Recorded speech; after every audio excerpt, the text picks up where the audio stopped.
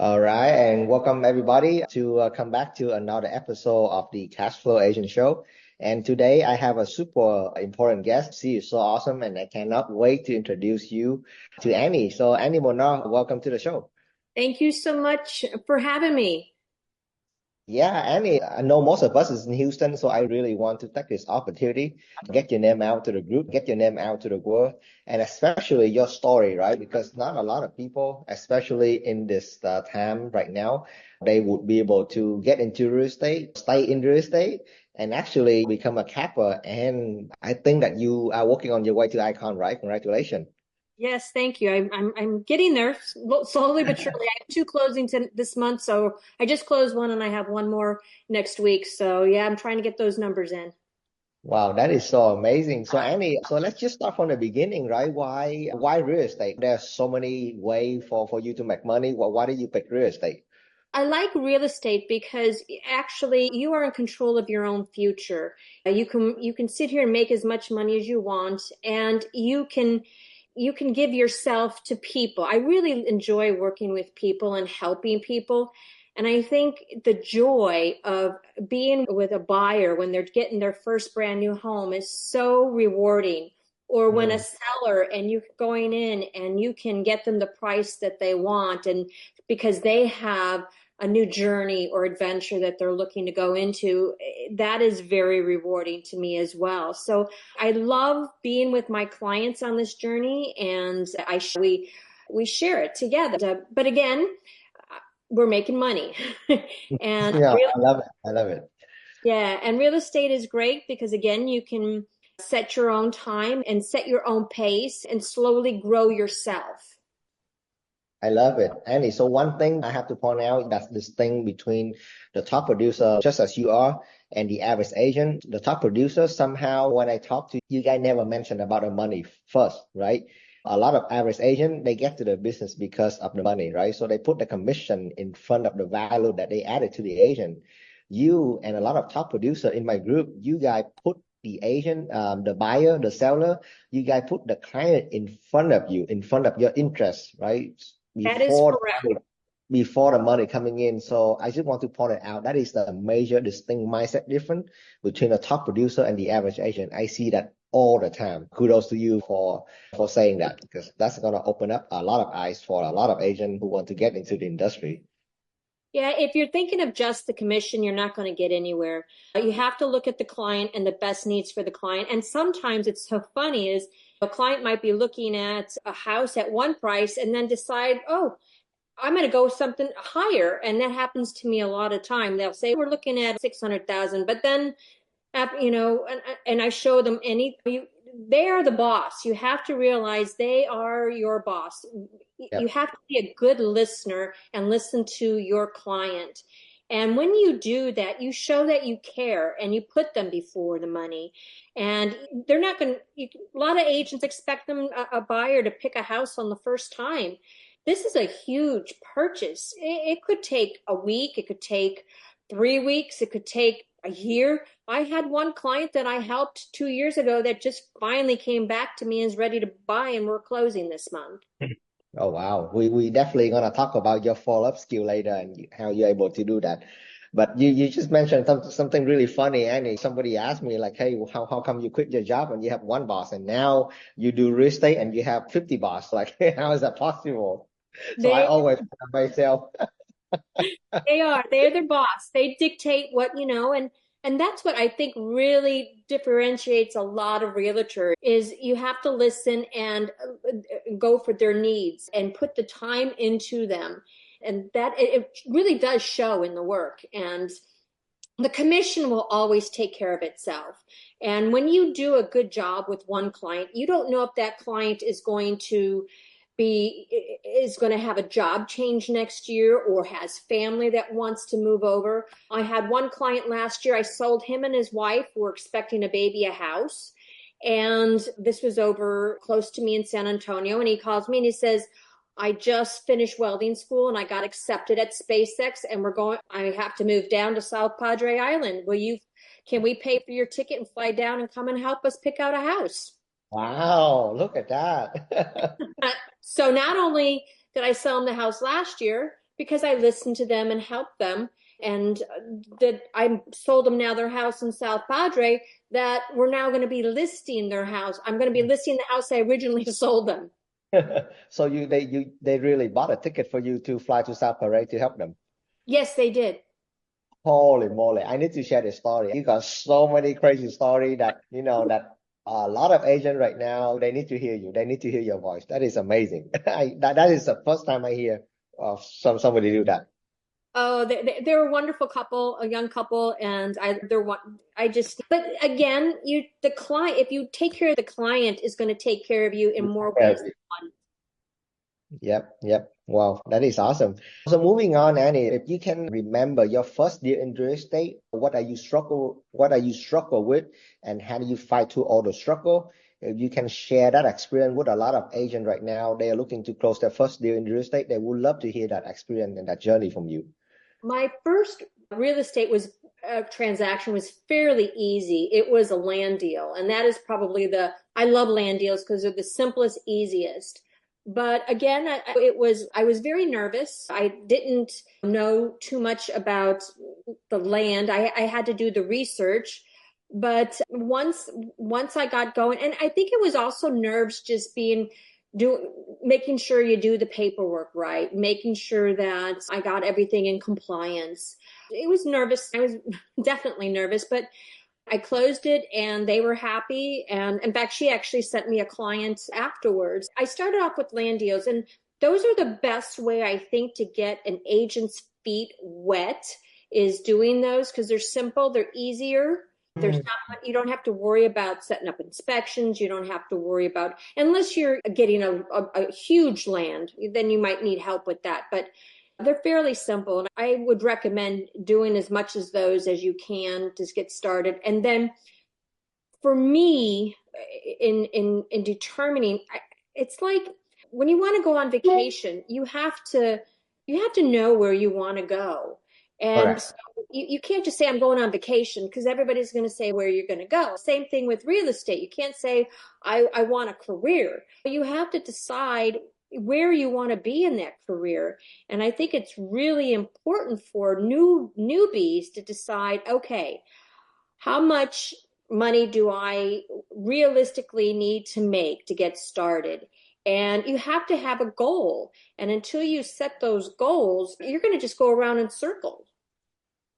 I love it. I love it. Yeah, just know exactly where you want to go. So back to your first deal, Annie. Is EXP your first brokerage, or are you with another brokerage before? No, I signed up with a full service brokerage, and I started with them. And I wanted to leave, I'd say probably after, almost before my year end up contract with this full service brokerage was, because they were taking so much money out of my check, and it was just it cost me more to be at a full service brokerage. And I was not, the training they offered was almost nil. You go in and you didn't have any support. I didn't really need the support, but for the newer agents that I saw coming on, really didn't have support. The managers that they had didn't do it. I decided I wanted to leave, and then my manager begged me to stay because I was a producer and bringing her in money. And they tried to offer me comparable what EXP was, and it just didn't do it. Yeah. What I'm trying to get into is that if you're a new agent listening to the show, just keep in mind that EXP has so many support, just like Annie using, to help you jumpstart your business. So I'm gonna drop the link below.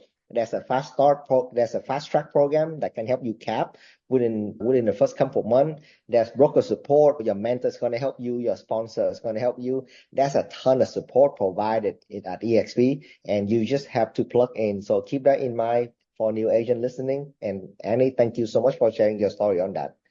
Yeah. Oh, and actually, I am a mentor. Yes, I want to help the agent, actually, because you can get lost.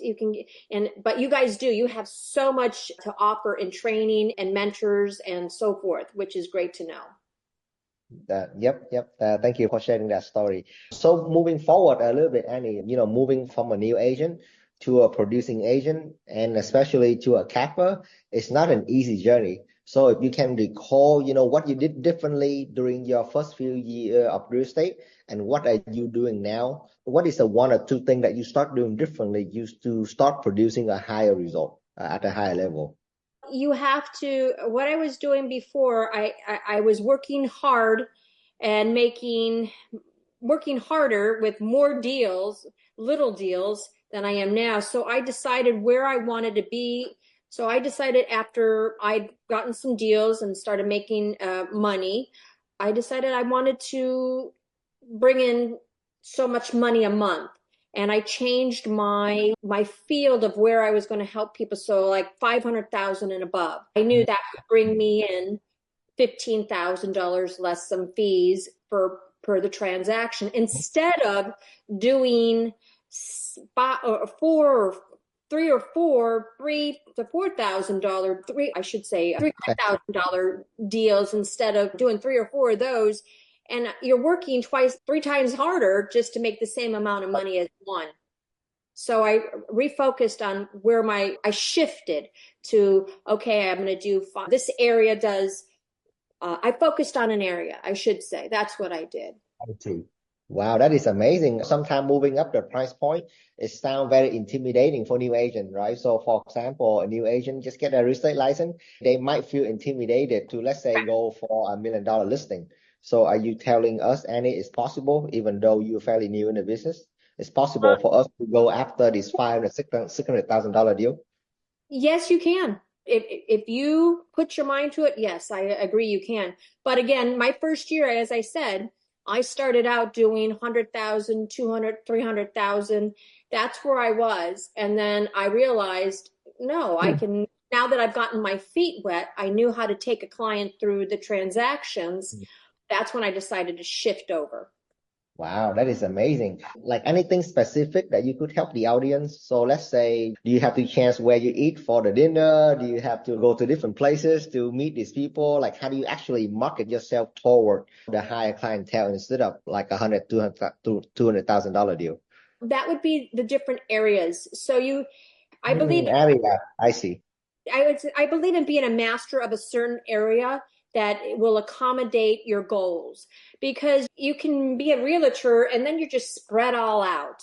And that is, so I focus, like here in my area, I focus on just two zip codes, and those zip codes are, anywhere from 100,000 to 5 million. That's awesome. So you make yourself know in this particular zip code, and this is your tough. This is Annie tough. If you want to step in here, you're gonna have to step over my dead body. Yes, exactly. It's farming, because you're targeting a specific area, and that's where you want to go. To get yourself started, usually you want to go to your friends and family or church or community. And then if you get your feet wet on a couple of those deals and have learned the process, then you can go ahead and move into the specific targeted areas that will accommodate your goals. I see. So I hear that you go to church, right? In that area, is there anything that you do to specifically farm this area? Do you do open house like every weekend, or what do you exactly do to get yourself known to the area? Do you do mail out? Do you have to spend money? Yes, I do spend money in any type of, you have to invest in yourself. So when I do a deal, when I do a transaction, I take a part of that money and I reinvest in myself. And I keep investing, and the more you add to it and invest in yourself, the more you're going to get back. And that's how I actually grew my base. So I started off with buying leads for $1,000 a month, and I was getting one to two leads. And those 1 to 2 leads brought me in at least one deal. And then at that point, I would take that. And so over time, I built that up to buy in more leads. And I did mailers to get myself in the area. But I think the direct contact with leads is probably a better source than mailers, because this way you're getting a contact with the person instead of something that they're getting in the mail that they can throw away. I see. Wow, that is amazing. And you mentioned something that I really like, Annie. You budget your business. You budget a portion of your commission to reinvesting back into your business. So it sounds like that you are somebody who's in complete control of your budget and your business, which is not a lot of agents they good at. They spend all of their commission check and then they have to go chase the next one. And that's where they end up losing it, because when you're desperate, it comes across to your clients, and then you're only Yeah. concerned about the commission. You can't be in a desperate situation. If the client's not going to buy from you today, you're going to be mad at the client because he's not ready. You're going to end up losing that client if that client can feel that energy coming off of you. And Yep, you, absolutely. so many people that I've met said, "Oh my gosh, you're so different from the other realtors." They were upset because we wanted to see a house, it wasn't what we wanted, and they never followed up. One thing that you have to do is you have to follow up until they tell you, "Stop bugging me." Oh my God, let's talk about follow up real quick because I see that during our conversation, the word follow up come up a couple of times. So do you have a specific system? Do you follow up with people? Do you have a CRM? Could you think of me like the new agent, right? And I don't know how to follow up with people, and I don't know how to keep it systematic. What can I learn from you as far as following up? Well, I think a CRM is very costly, especially for a new agent, and it's not for the little for unless you're doing big volume. I wouldn't use a CRM. But me, I'm old school. I write everything down. I take their name and number. I write it down. I follow up what they want. I send them out an introduction, like in the MLS, what they might be looking for or what they found, and something similar to it. And I always tell them, I get their information. I send them texts and say, "Hey, this is Annie from eXp Realty. If you should need anything, I'm right here. Just let me know." And and then if I've showed them a house and I haven't heard from them, I'll follow up 2 or 3 days later. And if they say that wasn't the house for me, but we'll keep looking, I just make a note of it. And you already have them in your phone. You have them in your phone, and then I just use a calendar and Mhm. and writing it down, because a CRM for people it can be costly and Yep, it's yep. official. Wow, like a lot of people, sometimes when we follow up with people, we always feel like we tease the buyer or the seller. But from you, I feel like, you have a very genuine way to follow up with people. If you would have to follow up with me, Annie, I would not be mad at all because I was like, man, this is so genuine. And I actually don't mind hearing from Annie. Somehow that just come off for me. Like when you say that script, it's just how I heard it.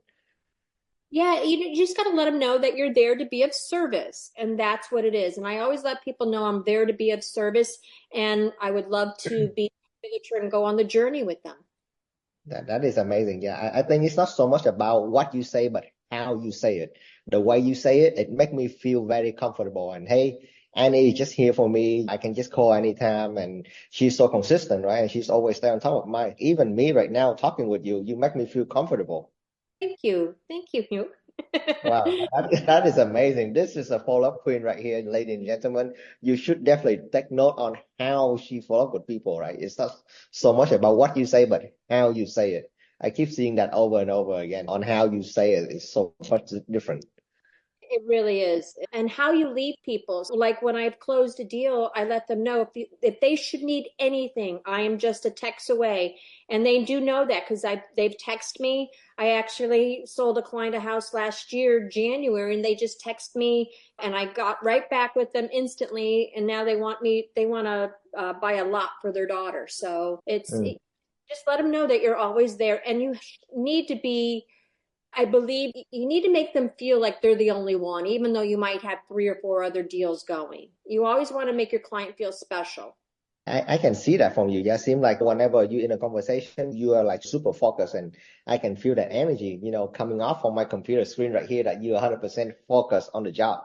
People can feel that. Yes, I That's truly believe all. so. Go ahead. No, I said I truly believe that, and that's how I am. Yes. That is amazing. Annie, we are getting the end of the show here. Man, I took so much note and I believe that all the audience here, they will learn so much from you. I'm gonna end the segment with one easy question and one hard question. Are you ready for this? Okay, I think so. Okay, all right. One easy question for you, Annie. What do you do for fun? Oh gosh, what do I do? It's supposed to be easy. You know what? I enjoy being at home with my animals, and my family is out of state, so I try to, when they come, I enjoy them when they come to visit, but mostly taking care of my animals and maybe hanging out with a friend or two, going to a basketball game, seeing the Spurs. That is awesome. Yeah. And the reason I asked this question, Annie, is just to want to remind people that listen here, and especially you and me as well, right? That real estate business is supposed to support your life and my life. Because I see a lot of people, they get quote unquote burnout because they don't know how to control the schedule. They get into real estate and then they get sucked into it. And then all of a sudden the kid, the pet, the important thing in your life, all of a sudden it's like second priority to real estate. And I believe that is like the wrong way to run the business. So I always told in this question to remind people that, hey, your family is here, your friend is here, your life is here. Figure out a way to make real estate support that instead of the other way around. I agree. I agree with you 100%. Yep. So one hard question, Annie, if you can just chance one or two things about your business to make a quantum leap for next year, what would that be? For next year, yeah, you can chance one or two things about your business right here to close 100 deal, to close 200 deal next year. What can you do? I'm going for my goal on icon, but probably I want to be able to, yeah, I'm trying to think. I want to do icon, and I guess I want to get to the point of having financial freedom to just go where Mhm. I travel, to go where I want to go and travel. You can't really put a dollar amount on anything because everybody's budget or lifestyle is different. I know that I'd like to probably be closing like 4 deals a month. You can totally do that. I can already see that in you. You are already the icon agent. Getting there is just a matter of time. Yes, I agree. I agree. This economy has been tough. I've been blessed to at least have 1 to 2 deals. So next year I want to get up to 4 and 5. Yep, yep, and absolutely. And I think Annie, with I can see that you willing to share your knowledge. Would you willing to help people, mentor people, helping new agent or agent already in the industry? With this, you can build a really large revenue share organization with where you're going right now at EXP, and we can totally help you with that. So plug me in on this. I'm 110% supporting your business. Okay, thank you. Yes, yeah, definitely in for it. Definitely. Awesome. Annie, if people want to find you, if they need your coaching, they need your mentorship, where can they find you at? I have a website, and it's www.luxuryhomesoftx.com. Perfect. All right. And you don't have to, but you have any Instagram, any Facebook, or maybe your phone number that people can text you directly? I have Instagram, but it's well, it's Annie Molnar Realtor, but my telephone number is out of state, obviously, is 714 Mm-hmm. 29 1100. Perfect. All right. I will make sure to put that in the show note. And Annie, any last thing you want to say to the audience before we end the show? No, I think that people that are in real estate, just to hang in there, and you just need to have your goals and refocus, and just one step at a time. You can't become a millionaire overnight. Annie, thank you so much for your time. I can see the genuine in your voice, in the way you do business, and especially the way you put all your client at first before yourself. This is the way the top producer, this is the way the millionaire producer produce. Annie, thank you so much for everything you do. Thank you. You have a great week. All right. Thank you, Annie.